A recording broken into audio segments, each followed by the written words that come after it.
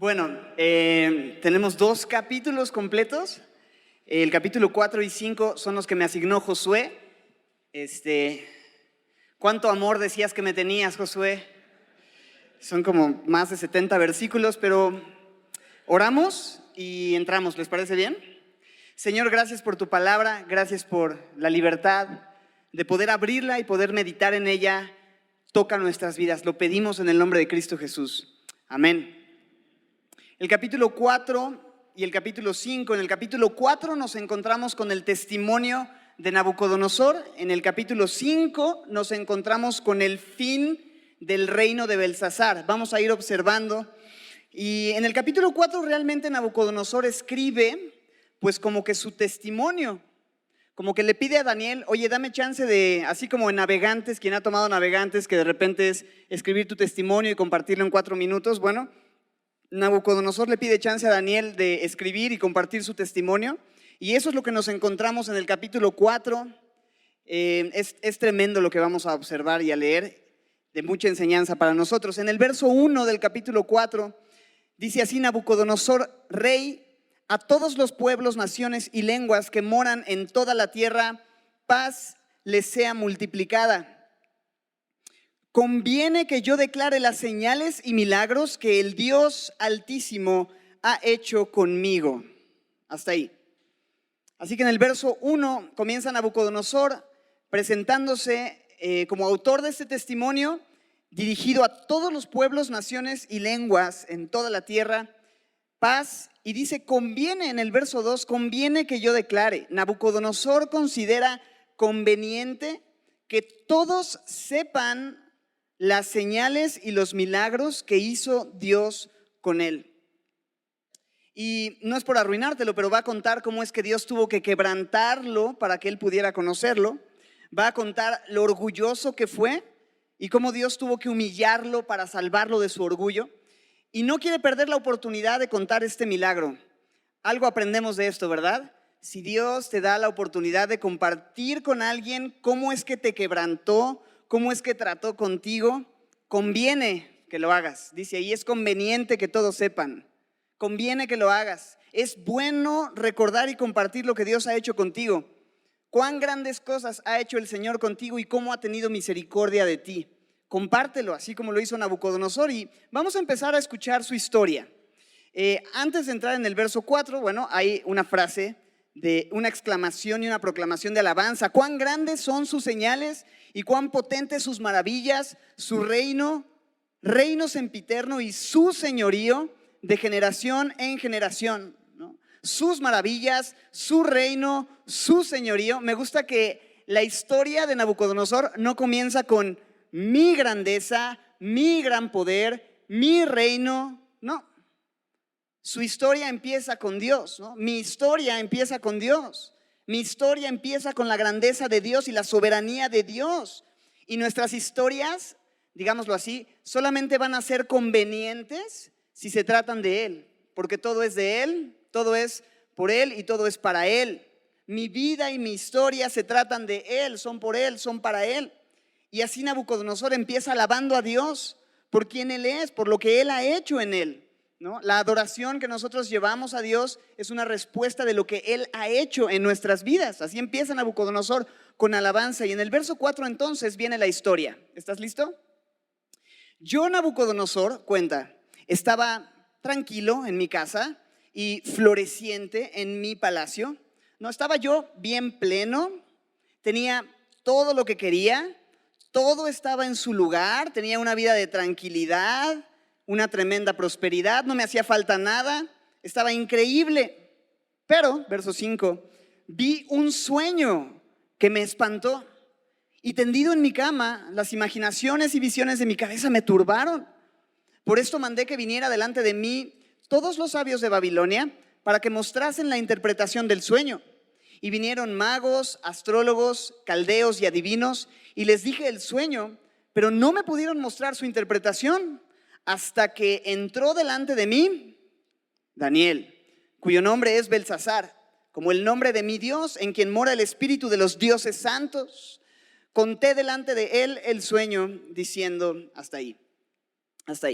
Así que Nabucodonosor tiene este sueño, se turba, se preocupa y una vez más vemos este patrón nabucodonosorianesco, ¿no?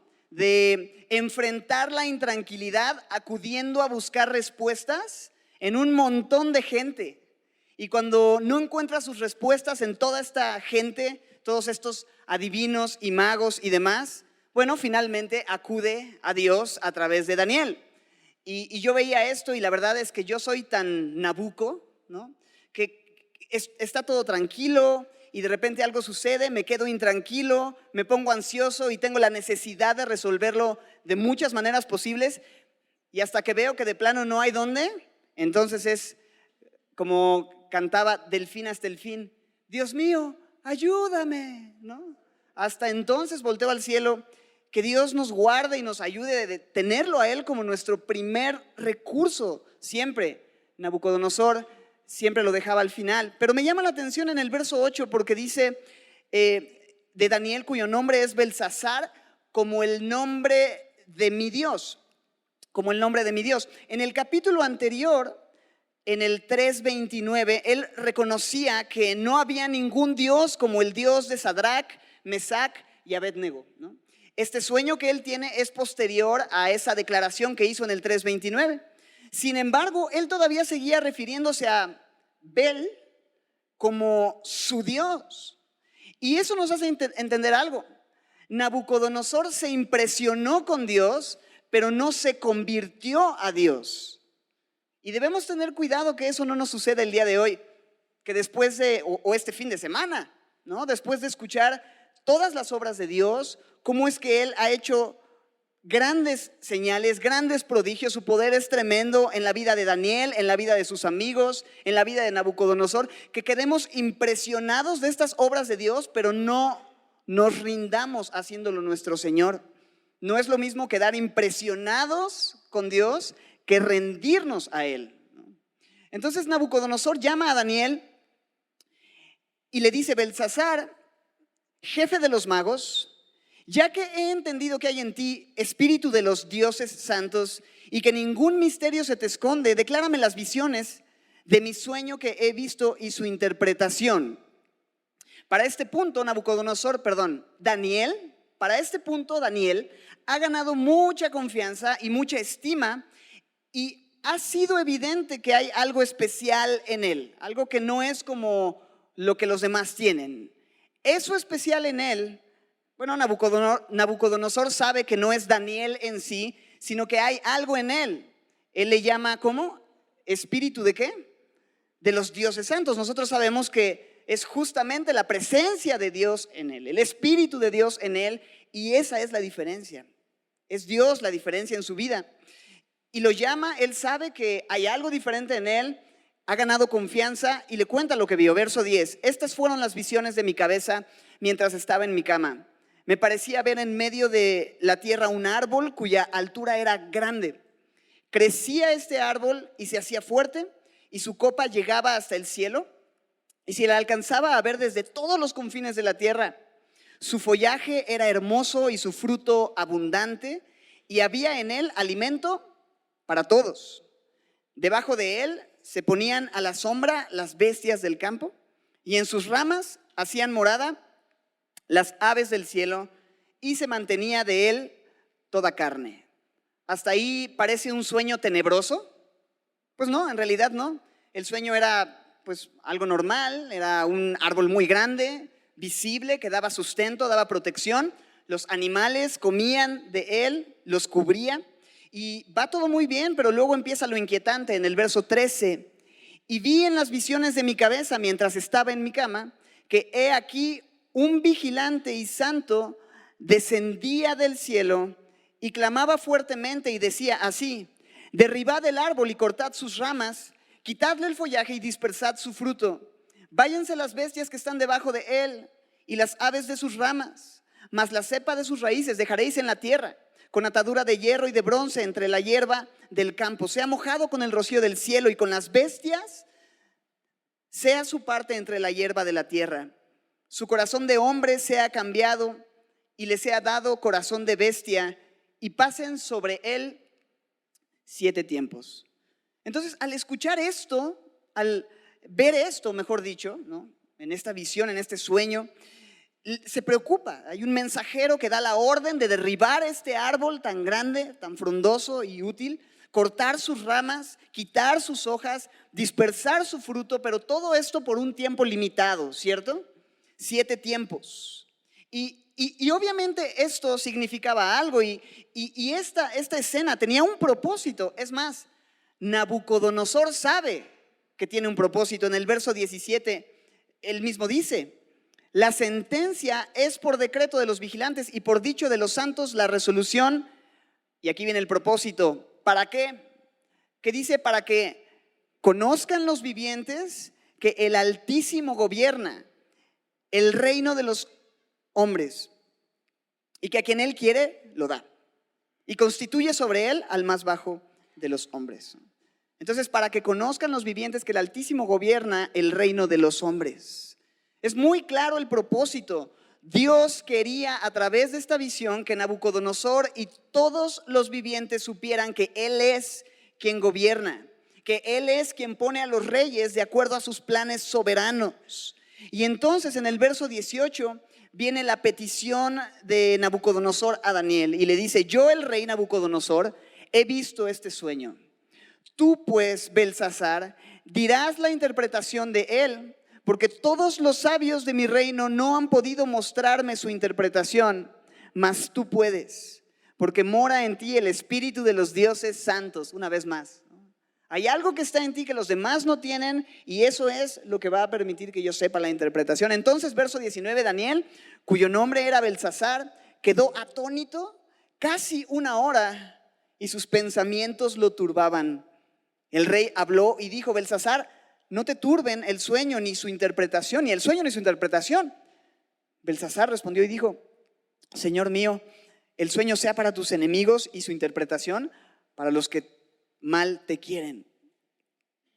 ¿Cómo vemos la actitud de Daniel en este texto, en este momento? Vemos respeto por parte de Daniel para con Nabucodonosor, ¿no? Y le duele lo que está por acontecer, le duele porque sabe que el significado no puede ser bueno. Él quisiera que no fuera así, pero Daniel es fiel y tiene que dar el mensaje que tiene que dar, pero a la vez le duele y está preocupado y hay respeto y hay reverencia por el rey. A Daniel no le vale, ¿no? No es como que, pues yo nada más vine a hacer mi chamba y listo, ¿no? Te voy a decir de qué se trata. A Daniel le importan las personas, aun cuando Nabucodonosor es un rey pagano, que seguramente se tiene bien merecido lo que el sueño mostraba. Daniel se preocupa por él. Y con una actitud muy respetuosa, al final del verso 19 le dice: Señor mío, el sueño sea para tus enemigos y su interpretación para los que mal te quieren. Qué ejemplo de conducta y de actitud. Respetuoso, leal, cordial, fiel, pero también veraz. Tiene que decir la verdad y tiene que decir la interpretación como es, el mensaje como va, ¿no? Y creo que nosotros debemos de igual manera tratar con aquellos que no conocen a Dios, por paganos que sean, si tú quieres, por difíciles que sean, siempre con amabilidad, con interés, pero por otra parte dando el mensaje como debemos darlo, diría el pastor, ¿no? El mensaje concentrado, no hay que diluirlo, no hay que alterarlo. Y ahí va, verso 20, el árbol que viste, que crecía y se hacía fuerte y cuya copa llegaba hasta el cielo y que se veía desde todos los confines de la tierra, cuyo follaje era hermoso y su fruto abundante, y en que había alimento para todos, debajo del cual moraban las bestias del campo y en cuyas ramas anidaban las aves del cielo. Tú mismo eres, oh rey, que creciste y te hiciste fuerte, pues creció tu grandeza y ha llegado hasta el cielo y tu dominio hasta los confines de la tierra. Y en cuanto a lo que vio el rey, un vigilante y santo que descendía del cielo y decía: cortad el árbol y destruidlo, mas la cepa de sus raíces dejaréis en la tierra, con atadura de hierro, de bronce y hierba del campo, y sea mojado con el rocío del cielo y con las bestias del campo sea su parte, hasta que pasen sobre él 7 tiempos. Esta es la interpretación, oh rey, y la sentencia del Altísimo que ha venido sobre mi señor el rey. Aquí viene: que te echarán de entre los hombres y con las bestias del campo será tu morada. Y con hierba del campo te apacentarán como a los bueyes, y con el rocío del cielo serás bañado, y 7 tiempos pasarán sobre ti hasta que conozcas que el Altísimo tiene dominio sobre el reino de los hombres y que lo da a quien Él quiere. Y en cuanto a la orden de dejar en la tierra a la cepa de las raíces del mismo árbol, significa que tu reino quedará firme luego que reconozcas que el cielo gobierna. Imagínate a Nabucodonosor escuchando la interpretación. Daniel diciéndolo como va, sin temor. Este es el mensaje. Nabucodonosor lo escucha y es una sentencia por parte de Dios. Una sentencia que en sí no es por la grandeza de Nabucodonosor, sino es una sentencia, es un trato de Dios porque Nabucodonosor no reconocía que su grandeza era debido a que Dios le había exaltado. El problema no estaba en su grandeza, el problema estaba en su orgullo. Y pasarían 7 tiempos, 7 años, llevarlo al punto de humillación total, porque Dios resiste a los soberbios, pero da gracia a los humildes. Y me encanta cómo Daniel, en esta porción, después de decir este mensaje, después de dejar la sentencia en la mesa, es increíble lo que sigue, porque no le dice, chale, qué gacho sueño, pues voy a estar orando por ti, bendiciones, ¿no? Sino que se atreve a aconsejarlo con una actitud de reverencia. Él habla de parte de Dios. Él no está interesado en quedar bien con la gente. Él está interesado en glorificar a Dios. Él sabe que Dios es su juez y no tiene temor de hablar. Y en el verso 27, sin que alguien le pidiera su consejo, lo da. Por tanto, oh rey, acepta mi consejo. Tus pecados redime con justicia y tus iniquidades haciendo misericordias para con los oprimidos, pues tal vez será eso una prolongación de tu tranquilidad. O sea, si me permites darte un consejo, necesitas hacer un cambio radical en tu vida. Necesitas arrepentirte, un cambio de corazón que te lleve a un cambio de acciones. Lo invita a redimirse haciendo, dice el texto, misericordia a los oprimidos. Seguramente mucho de la prosperidad que Nabucodonosor logró fue en base a oprimir y abusar de los oprimidos, de los vulnerables. Y el abuso, tú sabes, tiene como fundamento siempre el orgullo del corazón, que nos hace vivir esta antítesis de Filipenses 2, podríamos llamarlo así, de no tener el sentir de Cristo, sino más bien el sentir de considerar a los demás inferiores que a mí mismo, ¿no? Considerar a los demás como inferiores y pasar por encima de quien sea con el fin de obtener mi propia gloria. Entonces Daniel le dice, deja de oprimir, deja de abusar, deja tu orgullo, ten misericordia. Reconoce que el poder y la grandeza que tienes no es por ti, sino que Dios te ha permitido florecer. Y le propone, me gusta eso, no solamente un cambio de acciones, sino un cambio de corazón. Eso es lo que Nabucodonosor necesitaba, no solamente cambiar las acciones, cambiar el corazón. Pero Nabucodonosor escuchó. Bueno, sucedió tal y como él lo soñó. Verso 28 dice, todo esto vino sobre el rey Nabucodonosor. ¿Escuchó el consejo? ¿Escuchó la exhortación? Verso 29, al cabo de 12 meses, este es increíble, 12 meses. ¿Cuántos son 12 meses? ¿No? Un año, ¿no? Un año completo, un año completo. Dios esperó. Y quizá durante ese año, después de la interpretación del sueño, pues él se relajó, quizá pensó que no pasaba nada, pero finalmente hubo un trato de Dios con él. Y eso me lleva a pensar en nuestras vidas, ¿no? Como a veces no vemos de inmediato las consecuencias de nuestro pecado y de nuestro orgullo, pero eso no significa que es porque Dios no está viendo o porque me estoy saliendo con la mía. Más bien Dios está siendo paciente y no debemos ignorar la riqueza de su benignidad, su bondad, que son lo que nos guía al arrepentimiento, dicen Romanos. Y si tú estás en este punto y Dios te ha estado hablando, Dios fue muy claro, te mostró algo, te ha hablado respecto a un tema en específico de orgullo en tu vida, qué bueno es que puedas rendirte de inmediato y no esperes más. ¿Qué estás esperando que suceda? Bueno, Nabucodonosor no escuchó el consejo de Daniel porque al cabo de 12 meses, verso 29, paseando, dice, en el palacio real de Babilonia, mira esto, habló el rey y dijo: ¿no es esta la gran Babilonia que yo edifiqué para casa real con la fuerza de mi poder y para la gloria de mi majestad?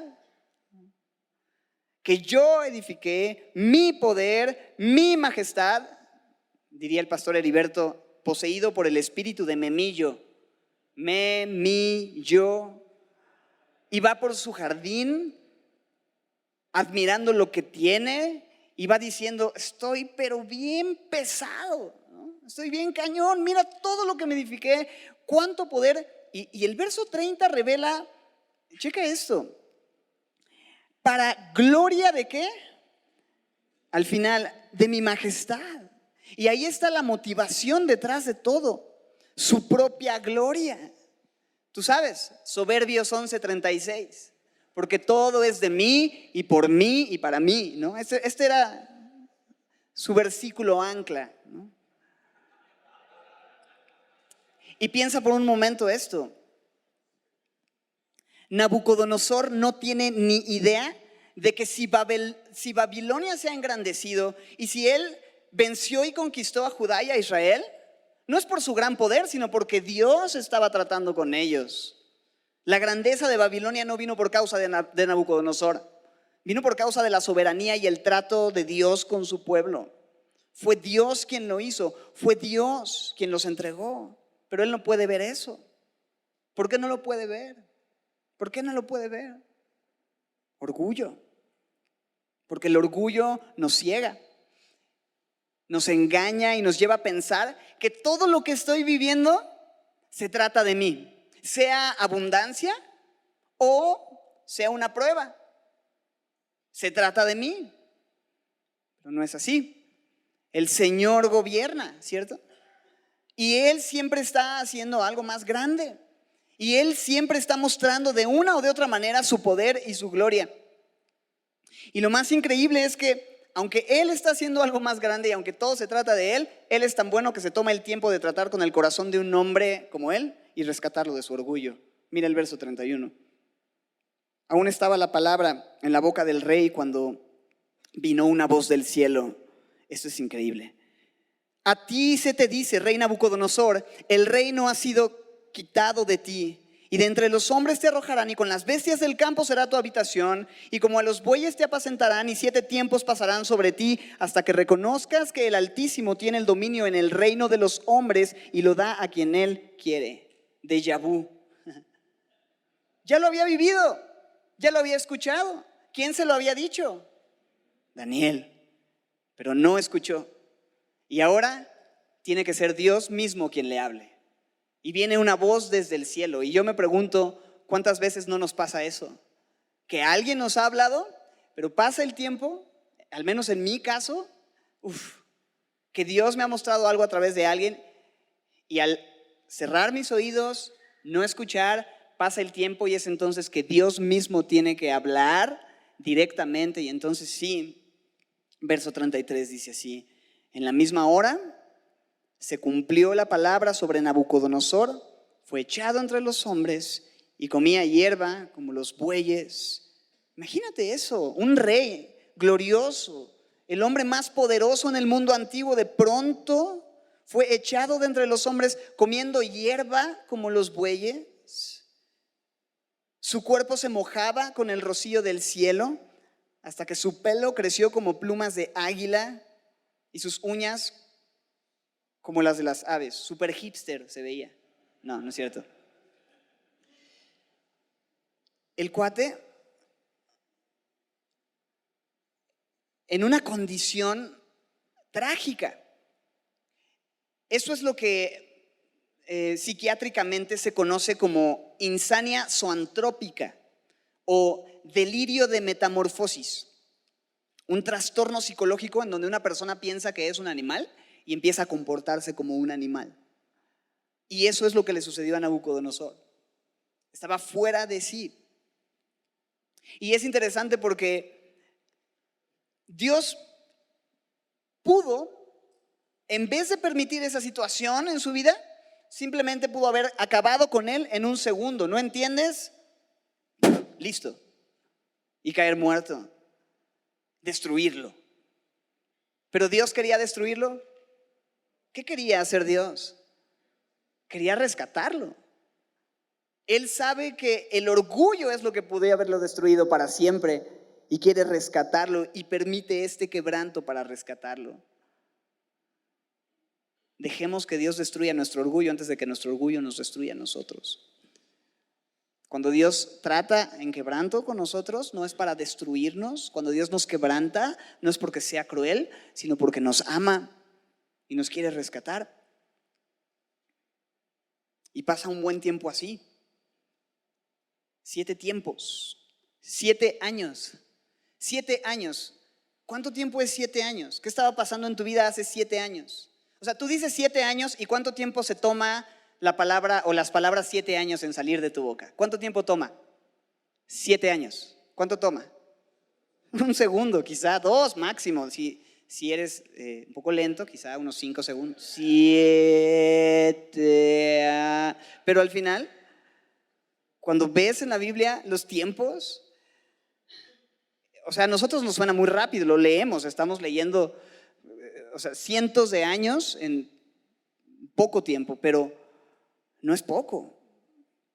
¿Cuánto tiempo tiene que llevarnos el que Dios nos quebrante? ¿Cuánto tiempo más tiene que pasar en nuestras vidas en ese trato de Dios para que finalmente hagamos lo que está por hacer, alzar nuestros ojos al cielo? En el verso 34 entonces sucede: mas al fin del tiempo yo, Nabucodonosor, ¿qué dice? Al fin del tiempo, después de 7 años, yo, Nabucodonosor, alcé mis ojos al cielo y mi razón me fue de vuelta. Y bendije al Altísimo. Lo primero que haces cuando te devuelven la razón. Y bendije al Altísimo y alabé y glorifiqué al que vive para siempre, cuyo dominio es sempiterno y su reino por todas las edades. La razón no le fue de vuelta, sino hasta que él alzó sus ojos al cielo y volvió en sí. Y lo único que puedes hacer cuando tu razón te es de vuelta es esto: bendecir, alabar y glorificar al único cuyo dominio y reino permanecen para siempre, ya no a ti mismo. Nuestras vidas, nuestros pensamientos nunca van a tener más coherencia que cuando miramos al cielo, que cuando recordamos que no se trata de nosotros y reconocemos que Dios existe y no somos nosotros, y Él gobierna, y cuando vivo para la alabanza de la gloria de su gracia. Y le fue de vuelta la razón. ¿Sientes que has perdido la razón? Mira al cielo, reconoce quién gobierna. Y sigue diciendo en el verso 35, todos los habitantes de la tierra son considerados como nada. Y Él hace según su voluntad en el ejército del cielo y en los habitantes de la tierra. Y no hay quien detenga su mano y le diga: ¿qué haces? Esto es Nabucodonosor hablando. O sea, él está diciendo: su voluntad se hace en el cielo como en la tierra, casi casi el Padre Nuestro, ¿no? Y no hay quien detenga su mano y le diga: ¿qué haces? Lo lees completamente sensato. Y es que creo que la locura más grande de Nabucodonosor no fue cuando pensó que era un animal, sino cuando pensó que todo se trataba de él. Pero ahora, en su cordura más grande, está entendiendo: hay un Dios soberano que hace según su voluntad en el cielo y en la tierra, y nadie le puede preguntar: ¿qué haces? Pablo en Romanos 11 dirá el vaso al alfarero: ¿qué haces? O sea, estamos viendo un Pablo en el Antiguo Testamento, en sus declaraciones, en sus conclusiones. Y solamente Dios puede hacer esto. No hay nada más cuerdo, nada más sensato que reconocer quién es Dios, rendirnos a su soberanía, que Él hace según su voluntad. El verso 36 dice: en el mismo tiempo mi razón me fue de vuelta. Checa esto: y la majestad de mi reino, mi dignidad, mi dignidad y mi grandeza se volvieron a mí. Y mis gobernadores y mis consejeros me buscaron y fui restablecido en mi reino, y mayor grandeza me fue añadida. Demasiada gracia, ¿no crees? Demasiada. Era para que 7 años fuera, bro, yo no estoy un domingo y ya perdí la iglesia, bro. 2. 7 años fuera, era para que hubiera perdido todo. No porque la iglesia sea mía, por supuesto, quizá el ejemplo no fue muy bueno, pero en este caso, él como rey, era para que alguien tomara el trono y listo. ¿Quieres regresar? Estás loco.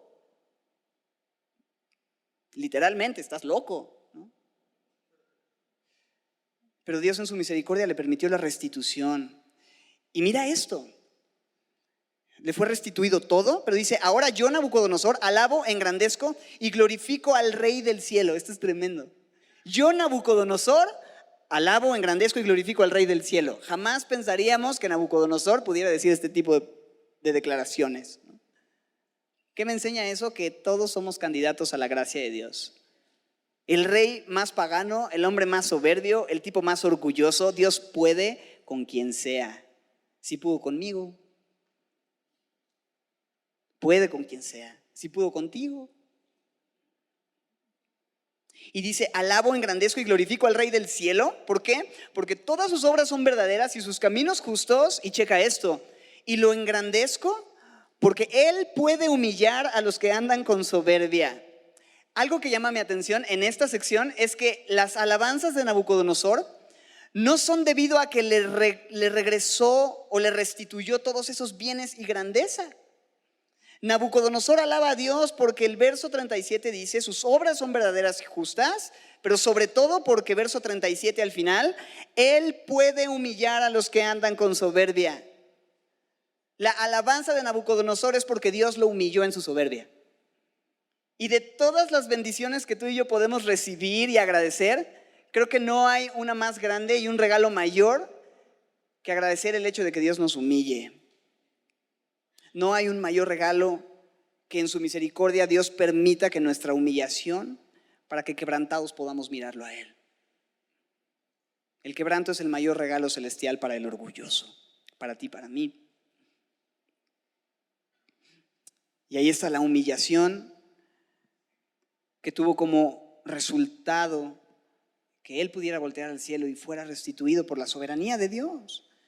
Y aquí está entonces el testimonio de Nabucodonosor, el ex zoantrópico, peor aún el ex orgulloso, un testimonio que nos muestra claramente cómo solamente Dios puede quebrantar nuestro corazón y nuestro orgullo, cómo solamente Él nos puede dar la actitud correcta de reconocer que Él es Dios, que Él gobierna, que Él es soberano. Y podríamos pensar, ¿es posible escuchar un testimonio como este de un hombre así y en nuestro caso seguir aferrados a nuestro orgullo, creyendo que yo soy y dominado por este espíritu de memillo que decíamos? ¿Es posible seguir así? Caballeros y caballeros, les presento a Belsasar, capítulo 5. El rey Belsasar hizo un gran banquete a 1000 de sus príncipes y en presencia de los 1000 bebía vino. Entre el capítulo 4 y el capítulo 5 pasan 25 años, Nabucodonosor murió, está ya en la presencia de Dios. Nabucodonosor está ya en la presencia de Dios. ¡Wow! Y pasan algunos reyes, duran un poco de tiempo cada uno, hasta que sube uno llamado Nabónido. Este Nabónido se va a vivir a Arabia y deja como encargado en Babilonia a su hijo Belsasar, lo deja a cargo. Y no solo eso está sucediendo en el contexto, sino que Babilonia comenzó ya una guerra con Medo-Persia y los medo-persas están en ese punto sitiando alrededor de Babilonia. ¿Y qué hace el rey Belsasar en ese momento, en ese contexto? El hijo de Nabónido, como vamos a ver, nieto de Nabucodonosor. ¿Qué hace el verso 1? Un gran banquete para 1000 de sus príncipes y en presencia de los 1000 bebía vino, como si nada pasara, jactándose de su seguridad. Babilonia estaba protegida por murallas muy imponentes. Dicen los historiadores, los que saben, que medían alrededor de 7 metros de alto y ellos estaban en una confianza de que sería impenetrable. Estaban en una autoconfianza enorme, pensando que aunque estaban sitiados no podía pasar nada. Y tenían, según, lo suficiente como para sobrevivir 20 años sin necesidad de salir al Oxxo a comprar algo de la ciudad. Entonces, su soberbia, en esta autoconfianza, hace un banquete, abundaba el alcohol, y donde abunda el alcohol, pues abunda el desorden y el desenfreno. El banquete se convierte en una borrachera, y entonces, verso 2, Belsasar, con el gusto del vino, mandó que trajesen los vasos de oro y de plata que Nabucodonosor, su padre, había traído del templo de Jerusalén, para que bebiesen en ellos el rey y sus grandes, sus mujeres y sus concubinas. Entonces fueron traídos los vasos de oro que habían traído del templo de la casa de Dios que estaba en Jerusalén, y bebieron en ellos el rey y sus príncipes, sus mujeres y sus concubinas. Bebieron vino y alabaron a los dioses de oro y de plata, de bronce, de hierro, de madera y de piedra. Ni siquiera Nabucodonosor en su peor momento se había atrevido a hacer algo así. Belsasar lo vemos no solamente ebrio de alcohol, sino ebrio de soberbia, de orgullo, creyendo que puede hacer lo que quiere. Decide deshonrar a Dios, profanando los utensilios santos que se usaban para el servicio a Dios. Y mira lo que sucede, verso 5. En aquella misma hora aparecieron los dedos de una mano de hombre que escribía delante del candelero sobre lo encalado de la pared del palacio real, y el rey veía la mano que escribía.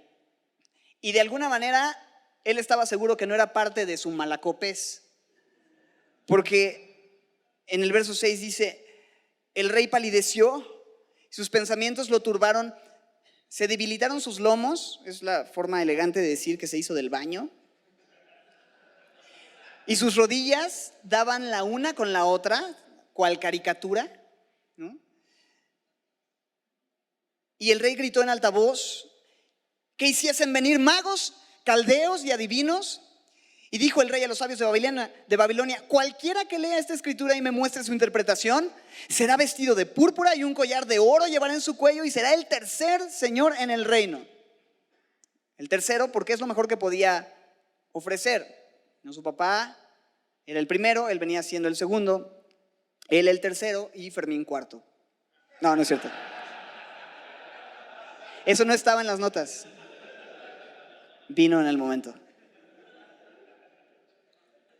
Nada que ver. El que interpretara el sueño iba a ser el tercero, y hasta ahí, ¿no? En el verso 8 dice: entonces fueron introducidos todos los sabios del rey, pero no pudieron leer la escritura ni mostrar al rey su interpretación. Yo no entiendo por qué tenían contratados a estos cuates, ¿no? En todo el libro nomás no dieron una, bro. Pero bueno, entonces ven la escritura, no tienen ni idea de lo que significa. El verso 9 nos dice que Belsasar se turbó sobremanera y palideció, y sus príncipes estaban perplejos, se les acabó la fiesta, ¿no? Estaban bien sacados de onda, bien agüitados, bien preocupados, bien confundidos. Y la reina, verso 10, que pareciera que se refiere no tanto a la esposa de Belsasar, sino a alguna reina madre, dice: por las palabras del rey y sus príncipes, y por lo que propone sabemos esto, por las palabras del rey y sus príncipes, entró a la sala del banquete y dijo: rey, vive para siempre, no te turben tus pensamientos ni palidezca tu rostro. En tu reino hay un nombre en el cual mora el espíritu de los dioses santos. ¿Te fijas? Y en los días de tu padre se halló en él luz e inteligencia y sabiduría, como sabiduría de los dioses, al que el rey Nabucodonosor, tu padre, en el sentido de tu abuelo, tu antecesor, oh rey, constituyó jefe sobre todos los magos, astrólogos, caldeos y adivinos, buenos para nada, por cuanto fue hallado en él mayor espíritu y ciencia y entendimiento para interpretar sueños, descifrar enigmas, resolver dudas. Esto es, ¿quién? Daniel, al cual el rey le puso por nombre Belsasar, pero no pegó porque se sigue llamando Daniel. Llámese pues ahora, ¿a quién? A Daniel. No es que no pegó su nombre, es que Ni 70 años de influencia y permanecer en una cultura pagana pudieron definir a Daniel y pudieron definir quién era. Él sabía quién era. Y desde que propuso en su corazón en el capítulo 1 hasta casi 70 años después de ese momento, él sigue sabiendo quién es, a quién le pertenece. Decía mi amigo Benjamín, y a ti te dan una gerencia y ya estás arrastrando las palabras.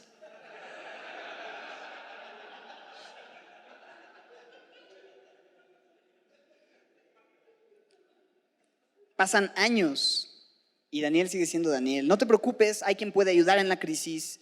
Es un hombre con un testimonio que ha perdurado por el tiempo. Verso 13. Y Daniel fue traído delante del rey y dijo el rey a Daniel, ¿eres tú aquel Daniel de los hijos de la cautividad de Judá que mi padre trajo de Judea?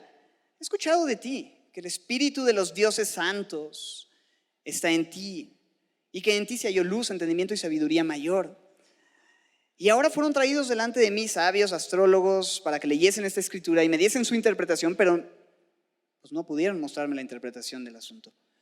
Yo pues he oído de ti que puedes dar interpretaciones y resolver dificultades. Si ahora puedes leer esta escritura y darme su interpretación, serás vestido de púrpura y un collar de oro llevarás en tu cuello y serás el tercer señor del reino, ofreciéndole lo que el mundo ofrece, posesiones y posición.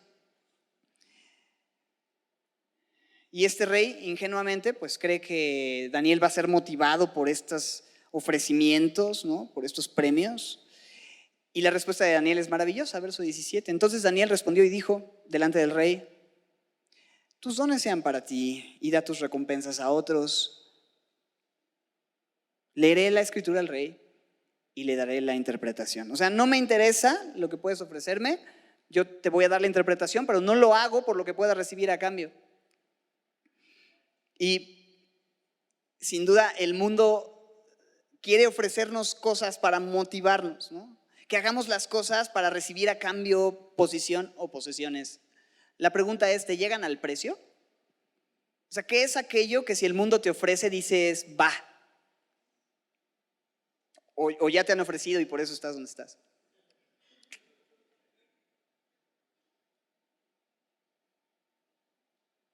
Daniel dijo en él, Daniel, ten tus recompensas, lo que yo hago lo hago por temor de Dios y lo hago por amor a Él. Diría Marcos Vidal, no me vengas con descuentos de ocasión, que yo te estoy hablando de la misma luz del sol. Y es muy interesante porque el mundo hace promesas que no puede cumplir. ¿Por qué? Porque Belsasar, aunque no lo sabe, lo que está prometiendo en 4 horas no va a servir de nada. Lo que el mundo te ofrece no tiene certeza. Tiene fecha de caducidad, próxima. Por eso dice Primera de Juan 2:15, como leíamos, no ames al mundo ni las cosas que están en el mundo. Todo lo que hay en el mundo, verso 16, los deseos de la carne, los deseos de los ojos y la vanagloria de la vida no provienen del Padre, sino del mundo. Y el mundo pasa y sus deseos, pero el que hace la voluntad de Dios permanece para siempre. Y la voluntad de Dios es que nos quebrantemos delante de Él. Y si Daniel hubiera puesto su deleite y su esperanza en esto que el rey le ofrecía, en unas pocas horas se le iba a acabar. Pero él está muy claro que lo que hace es para glorificar a Dios. Y hay mucho que aprender también de eso. Lo que haces, no lo haces por posición o posesiones. Lo que haces, lo haces para glorificar. Lo que hacemos, lo hacemos para glorificar a Dios. No sirviendo al ojo, sino al Señor, porque de Él recibiremos la recompensa, no de los hombres. Y va a interpretar la escritura. Pero antes de interpretar la escritura, una clase de historia. Te voy a hacer un pequeño recordatorio, Belsasar, de lo que vivió tu abuelo, como una lección de lo que aprendió. Verso 18, el altísimo Dios, oh rey, dio a Nabucodonosor grandeza, gloria, majestad. Los pueblos y naciones temían delante de él. A quien quería mataba, a quien quería daba vida, a quien quería humillaba. Su corazón se ensoberbeció, se endureció en su orgullo, fue quitado del trono, su mente se hizo semejante a la de las bestias, como los asnos monteses fue su morada, comió hierba como un buey, hasta que reconoció, versículo 21, que el Altísimo tiene dominio sobre el reino de los hombres y que pone sobre él al que le place. y le recuerda claramente que el problema de su abuelo era el mismo problema que tenía él. ¿Cuál era el problema? Orgullo. Pero también le recuerda cómo es que Dios quebrantó su vida para que él pudiera reconocer que Dios gobernaba. Y entonces viene la confrontación. En el verso 22, después de recordarle la historia, recordarle la bondad de Dios, dice: y tú, su hijo Belsasar, ¿qué dice? ¿No has humillado tu corazón? Checa esto y subráyalo si puedes. ¿Qué dice? Sabiendo todo esto. Belsasar no sabía qué había pasado con Nabucodonosor. ¿Ignoraba lo que había pasado con Nabucodonosor? ¿Qué dice el texto? Sabía todo eso. O sea, mira esto. No, dice, no has humillado tu corazón. ¿Qué es lo que lo que Daniel le dice a Belsasar que es el problema?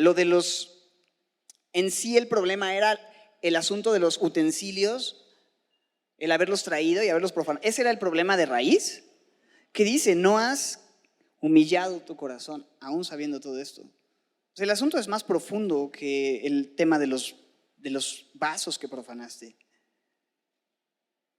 ¿Sabes? Nabucodonosor estaba lleno de orgullo, pero cuando Dios lo enseñó, aprendió. De una forma dura, pero aprendió. Y aquí el asunto no solamente es que no humilló su corazón, sino que sabía lo que tenía que hacer, sabía la historia de su abuelo y no aprendió del error de su abuelo. Conocía el testimonio, era evidente que Dios gobierna, pero no humilló su corazón. Dicen por ahí que nadie experimenta en cabeza ajena, ¿verdad? Pero en el caso de nosotros creo que no hay nada mejor que poder aprender de la experiencia y el quebranto de otros que han pasado por procesos fuertes y más aún de los personajes que encontramos en la Escritura con los cuales podemos identificarnos, pero también podemos ser advertidos. Romanos 15:4 nos dice que las cosas que se escribieron antes para nuestra enseñanza se escribieron a fin de que por la paciencia y la consolación de las Escrituras tengamos esperanza. Entonces, hagámonos un favor y aprendamos de la experiencia y el pecado y el quebranto de estos hombres en la Biblia. Tengamos la actitud correcta ante la palabra, que cuando nos acerquemos a la palabra, como dice Salomón, acerquemos más nuestro oído para oír que para ofrecer el sacrificio de los necios. Para aprender lo que Dios tiene que hablar, pero eso no lo hizo Belsasar, no humilló su corazón, sabiendo estas cosas no lo hizo. Y dice el verso 23, contra el Señor, sino que ¿contra quién? Contra el Señor del cielo te has ensoberbecido. ¿Contra quién es la soberbia? La soberbia es un pecado contra el Señor del cielo. La soberbia es no tomar nuestro lugar bajo su autoridad y señorío y querer tomar la gloria que solo a Él le pertenece. Y esa es la raíz del problema. La soberbia, el orgullo. Y el producto, verso 23, mira, el producto de esa soberbia fue que Él hizo traer delante de Él estos vasos, de los cuales bebieron todos y dieron alabanza a estos dioses falsos que no ven, no oyen, no saben, y al Dios en cuya mano está tu vida y cuyos son todos tus caminos, nunca honraste. Hiciste cosas terribles delante de Dios, profanándolo, deshonrándolo, y lo hiciste porque no lo estimaste como el Dios altísimo en cuya mano está tu vida. El problema es tu soberbia.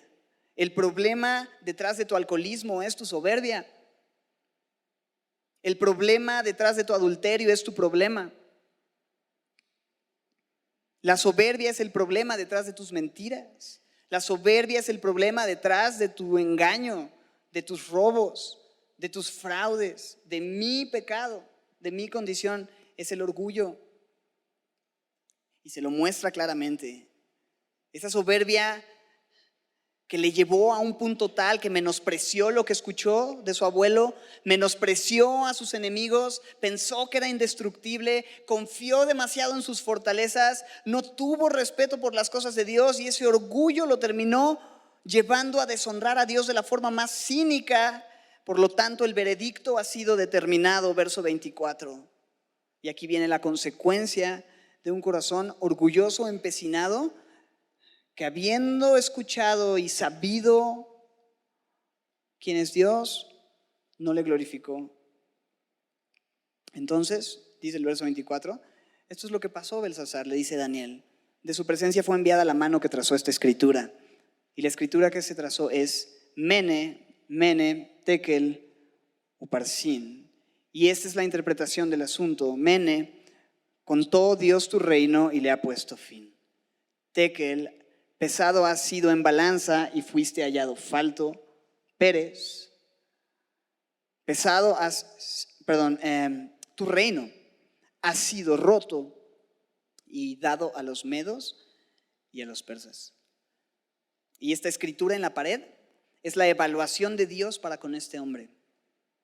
Dios te contó, te pesó y ¿qué crees? Reprobaste. Si Dios tuviera que evaluarnos el día de hoy, si Dios escribiera el resultado de nuestro avalúo en la pared, ¿qué escribiría de nosotros? Una pregunta más ruda. ¿Habrá alguien en este lugar que si Dios lo cuenta y lo pesa, sea contado completo, no falto? Como dice en el versículo 27 al final. ¿Habrá alguno entre nosotros que puede ser hallado completo? Sin duda, el único que puede ser evaluado por Dios y declarado completo y perfecto es Jesucristo. De manera que la única manera en la que Dios nos puede mirar y nos puede evaluar y nos puede declarar justos es si ve a Jesús en nosotros, en nuestro lugar. Hebreos 9:27 nos dice que está establecido para los hombres que mueran una sola vez y después de esto, el juicio. Es decir, un día vamos a ser pesados y contados. Y si no nos representa Jesús, vamos a ser hallados faltos. Entonces, ¿qué vamos a hacer?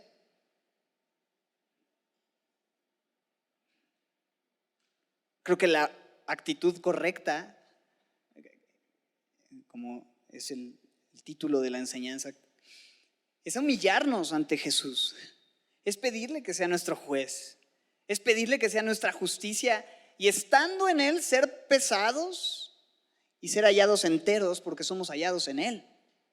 Como decía Pablo, ¿no? Filipenses 3:9, y ser hallado en Él, no teniendo mi propia justicia que es por mis obras, por lo que yo hago, sea terrible o sea muy bueno, pero nuestras obras siempre dan como resultado insuficiencia para lo que Dios requiere. Dice, no quiero ser hallado en mi propia justicia, sino en la justicia que es, ¿por qué? Por la fe. Filipenses 3:9, por la fe de Cristo, la justicia que es de Dios por la fe. ¿Y sabes qué? Ni siquiera Daniel en su propia justicia pudo haberse sido hallado completo.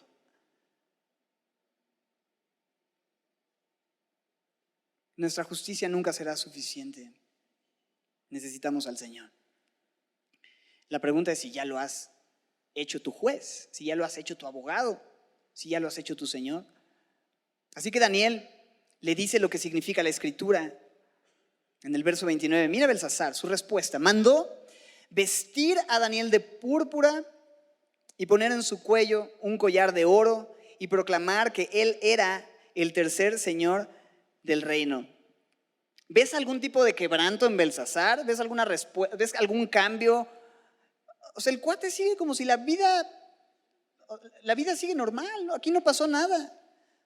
Está completamente endurecido. Le acaban de decir que va a perder su reino con los medopersas, pero él en su delirio de grandeza quizá hasta pudo haber dicho, ¿eso dice la pared? No pasa nada. Se me hace que Dios no está considerando las chicas murallotas que tenemos alrededor. No hay bronca. Pero mira los últimos versos. La misma noche fue muerto Belsasar, rey de los caldeos. Me hace recordar tanto Lucas 12, versículos 16 al 21, cuando Jesús les refiere esta parábola diciendo la heredad de un hombre rico. Lucas 12, 16. Acompáñame si quieres a Lucas 12 y vamos a leer. La heredad de un hombre rico había producido mucho y él pensaba dentro de sí diciendo: ¿qué haré? Porque no tengo dónde guardar mis frutos. Y dijo: esto haré, derribaré mis graneros, los edificaré aún mayores, guardaré mis frutos, mis bienes, y diré a mi alma: alma, muchos bienes tienes guardados para muchos años, repósate, come, bebe, regocíjate. Pero Dios le dijo: necio, esta noche vienen a pedirte tu alma, y lo que has provisto, ¿de quién será? Así es el que hace para sí tesoro y no es rico para con Dios.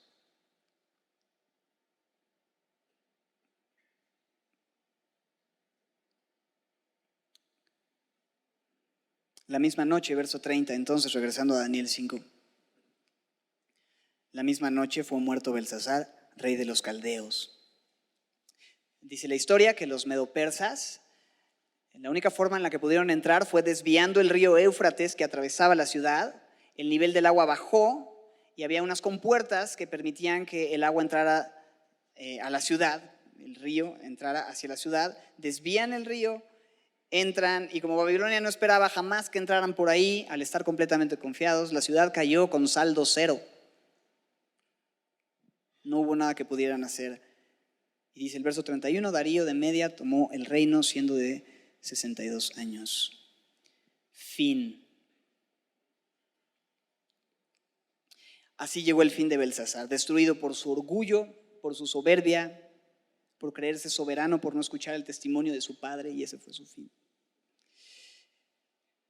Que el Señor tenga misericordia de nosotros, que nos permita tener la actitud correcta delante de Dios, que es rendir nuestro orgullo, alzar nuestros ojos al cielo, reconocer que Él gobierna, que Él es Dios, que no soy yo, y que nos dé la gracia para vivir vidas consistentes con esta eterna y absoluta verdad. Señor, líbranos de vivir como Belsasar, borrachos de orgullo, completamente nublados por nuestra soberbia, que estando aún sitiados y a punto de perder todo en la vida, seguimos deleitándonos en el pecado y pensando que no pasa nada, Señor. Por favor, tráenos al punto de reconocer delante de ti nuestro verdadero problema de raíz. Y aún si tienes que tratar con nosotros, Señor, como sea que lo quieras hacer, hazlo, pero no nos permitas seguir camino a nuestra propia destrucción. Ten misericordia de nosotros, Señor. Gracias porque es tu deseo rescatarnos de nuestra soberbia. Gracias porque entendemos que el quebranto no es para destruirnos, sino que es un regalo, porque tú habitas con el quebrantado. Y aunque le duele a nuestra carne y se resiste, Señor, concédenos el quebranto profundo para poder entrar en razón y vivir para ti. Señor Jesús, gracias porque siendo Dios, siendo el único que merece la alabanza y la gloria, te humillaste por nosotros, descendiste para salvarnos. Y gracias porque si confiamos en tu sacrificio, tú nos das tu justicia y estamos aprobados delante de ti, Señor. Permítenos caminar así. Ayúdanos a caminar en tu justicia, en humildad, no engañados por nuestros propios delirios de grandeza, por nuestros delirios de que somos buenos o grandes o indestructibles. Y danos la actitud correcta delante de ti, Señor. La única actitud correcta de humillarnos delante de ti. Concédenos, Señor. Danos ese arrepentimiento y ese quebranto. Pedimos, Señor. Y así en tu lugar, como estás,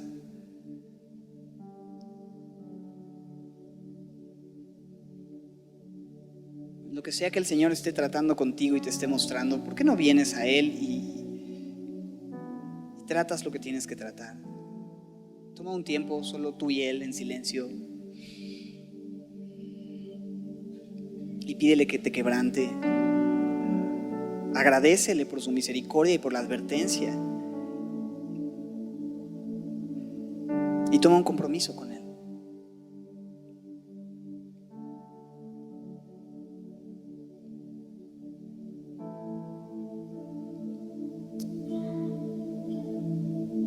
Aquí estamos, Señor.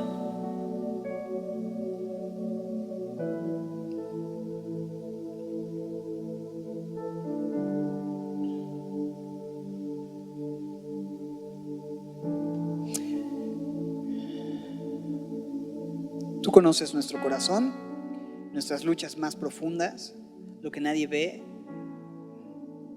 Y Señor, has visto nuestro orgullo que ni siquiera nosotros podemos ver.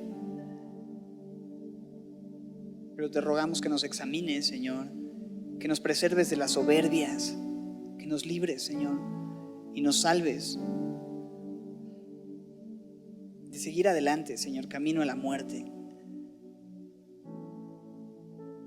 Te rogamos que intervengas, Señor, como lo hiciste con Nabucodonosor.